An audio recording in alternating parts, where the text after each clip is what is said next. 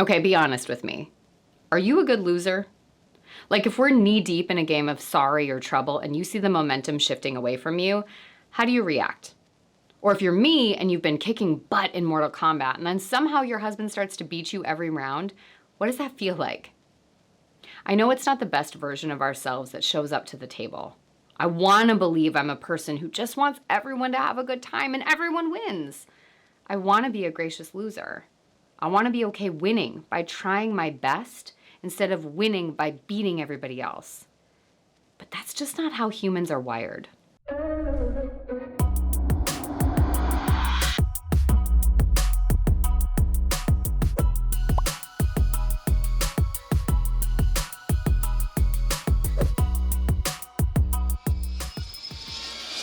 Hey everyone, how's it going? I'm Kira Wackett. Thanks for joining me for another video as we work to empower and equip you with the confidence and skills to write your own story so that you can live your life on purpose. Today we're going to talk about the power of losing and being wrong. Whew. All right, so real talk, and we all know this to be true. One of the hardest things to do is to lose or be wrong. It's excruciating. But why? Because most of us have been instilled with the belief that our value is driven by social capital. Social capital is earned by being superior to or standing out for what we can offer or achieve. I remember first playing the game euchre, and even though I was learning, I felt stupid and frustrated when it would take me so long to understand the game or I would make a mistake. I could hear my negative thoughts screaming, "You suck! Get out of here! People are annoyed having to play with you," and so on and so forth. And that wasn't even about anything important. It was just a card game. But because of the ideas of social capital, compounded by my deeply internalized shame stories, I believed I had to be good at everything to fit in, including euchre, and to be seen as smart and intelligent. Now, unfortunately, schooling doesn't help us with this fact.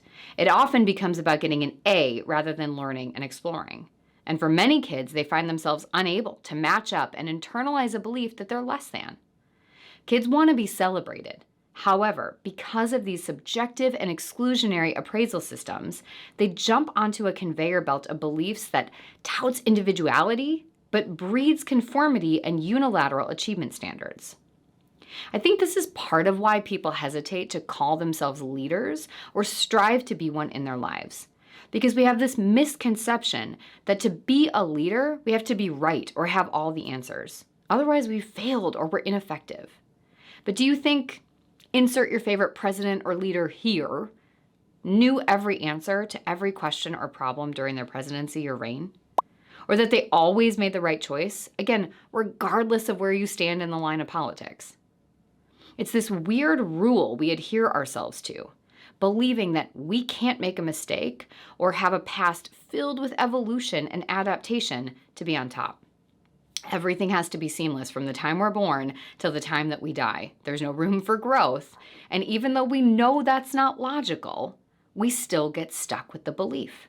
We have to conform, achieve, mitigate risk and failure, or be shunned, ridiculed, or demoted. But in reality, our best leaders, our best friends, our best partners, our best whatever are the ones willing to be wrong. See, leaders are the ones who are willing to stand in the arena and fight, sometimes having to rethink our stance or allow the voices of others to supersede their own. None of us are meant to have all the answers, to win every time, to be right in every interaction. To be wise isn't to isolate or assume a responsibility unfair to you, and in reality, in favor of silencing the voices in others and the vulnerability that lies within exploration and curiosity. Wisdom is having different opinions and learning how to evolve and show up with integrity even as those opinions and ideas evolve. Now, I struggle with this a lot when it comes to being a therapist. I'm sure the ideas of being an A student and what it means to achieve success didn't help. But part of becoming a therapist is about learning how to approach people in distress and trying things out that may miss the mark or don't land with my clients. Feedback and supervision are, of course, key. And while I agree with the concept of feedback and criticism, I'm not without a giant list of defenses when faced with it. Why does that happen? Because logically, I know I'm not always supposed to be right. In fact, I've often fallen on my face and I've had clients tell me I let them down or couldn't give them what they needed. What's worse is when you think you get it and they tell you you aren't even close. But I can get past all that. I struggle with this weird belief that amongst my peers, predecessors, and leaders in the field, I have to always appear calm and to have the right answer. The idea of any different opinion or suggested verbiage to use with the client leaves me almost feeling angry and yet defensive because it feels like an attack. Logically, even as I'm saying this out loud, I know it's ridiculous.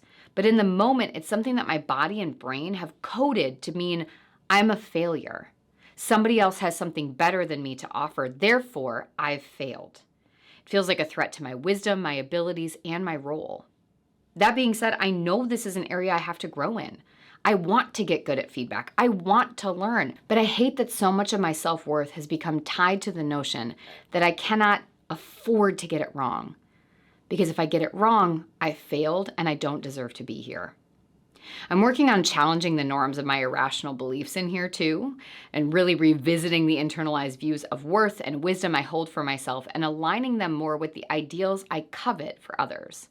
And I'm working to bring the power of vulnerability into my life, reminding myself that people don't expect perfection to give respect. People are looking for people, leaders, and otherwise, with the courage to be wrong or to fail. They're looking for people willing to lead and to own their own humanity and mistakes. And if we can all hold ourselves onto that idea, reminding each other that our job is to grow, not to peak, then perhaps we can all gain more wisdom and shatter the shackles placed on younger generations that have kept us on that conveyor belt of performance and perfection seeking. So as you go forward today, I want you to think about a few questions. What messages did you receive about what it meant to be smart, wise, a leader as you were growing up? How do you see those definitions and ideas affecting you now? Good, bad, and neutral. How do you feel about losing, being wrong, even again, those card games, a board game? How do you react? And what negative self-talk accompanies these situations? How do you take negative feedback or even constructive feedback? What types of fears and negative self-talk does it activate for you?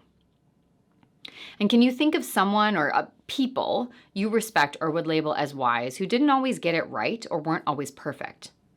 What about their character stands out to you? What do you admire about them? If fear of criticism or failure wasn't a concern, what would you do? Try, explore. For me, I want to be seen as having a value, especially if I am asking people to pay to work with me. But too often I get stuck in the pressure of trying to meet everyone's needs, to be everything for everyone. But that's both impossible and unhelpful.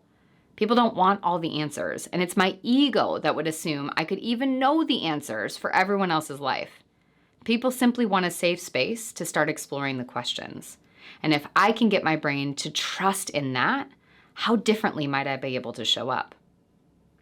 How can you rewrite a definition of wisdom that's more inclusive and removes the notion of being right or superior?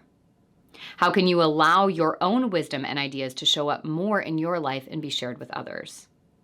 And finally, what can you do in the next 2 weeks to take a step forward in this work? Share with us your key takeaways and next steps in the comments, and be sure to share this video with someone you think could benefit from hearing it. While you're there, be sure to hit that thumbs up button and stay in the know on all the videos that are released by hitting that subscribe button.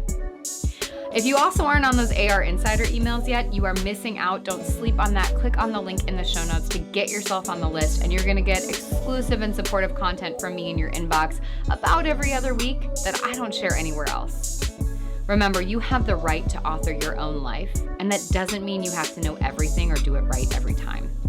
You don't have value because you're the best. You have value because you're a human. So let's all go out and learn to lose so we can all truly win.